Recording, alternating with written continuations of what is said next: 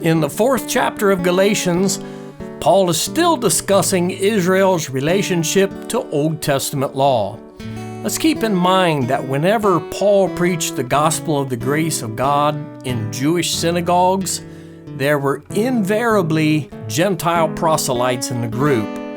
This was certainly the case in the region of Galatia.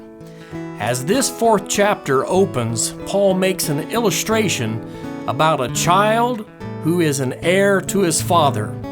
The purpose of this illustration is to clarify two things.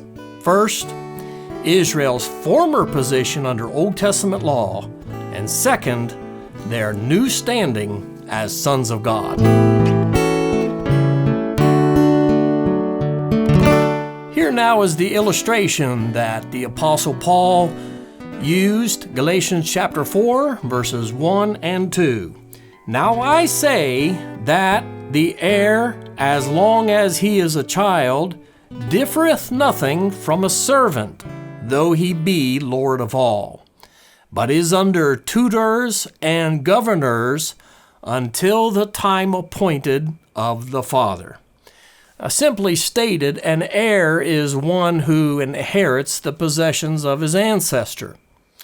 And how was it that the child heir did not differ from one of the father's servants? Isn't the heir to be Lord of all in due time, of all that his father possessed? Yes, but while he's still a child, he is most definitely under the law of his father, just as the servants are under his law.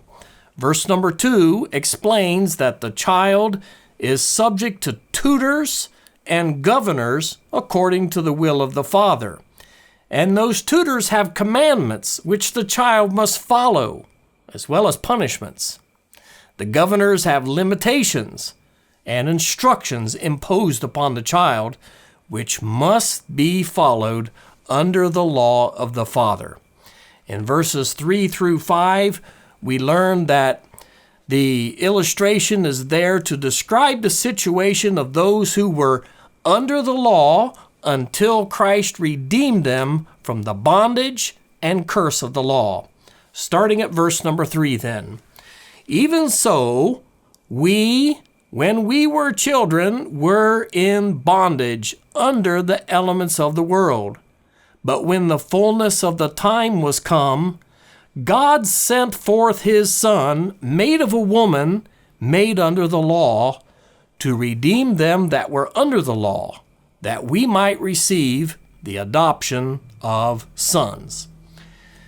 Before Christ came, the law was the tutor and governor for Israel, and for those who were proselytes to Judaism. The law's commands, limitations, and instructions are classified here in verse number 3 as elements of the world. Now, a good explanation of that expression is given in Hebrews 9, where the writer calls those elements a worldly sanctuary and carnal ordinances. Now, the word bondage here is the right word. Hebrews 9 and 10 make it clear that even though one kept the ordinances and sacrifices to which he was bound, the law could not purge his conscience nor make him perfect regarding sin. And still, they were obligated to continue under the commandments and make the sacrifices. Verse number 4 speaks of the fullness of time when God sent forth his Son. Remember what Paul's illustration taught back in verse number 2. Israel was only to be under the tutorship and governorship of the law until the time appointed by the Father. And Israel's full time arrived when Christ came and redeemed them from the bondage and the curse of the law. Here again is verse number 5. To redeem them that were under the law, that we might receive the adoption of sons. In the Bible, redemption signified that for one to be set free from bondage, another had to be sacrificed. In the book of Exodus, remember, Israel was freed from their bondage in Egypt, but only at the expense of the death of all the firstborn of the Egyptians. And so it follows that those who were in bondage to the law were redeemed from the bondage and curse of the law by the death of the Son of God himself. One last thing that I will say about verse number 5 is that we should notice that Paul includes himself as having been under the law, redeemed, and given the adoption of a son.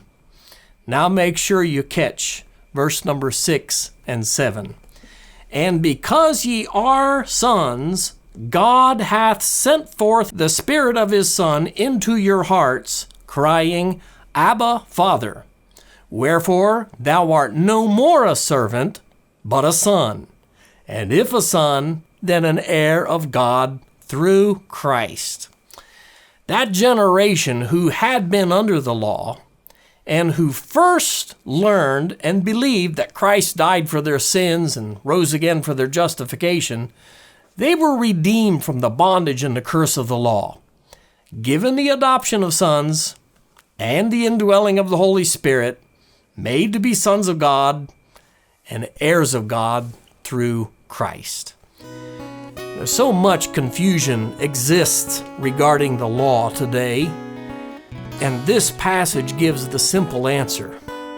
So many feel that they must subject themselves to the commands, limitations, and instructions of the law to be in favor with God, to be saved.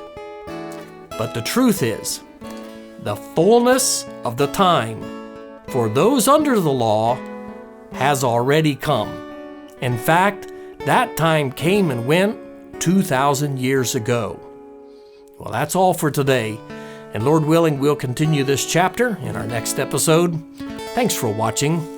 Do keep in touch, and God bless.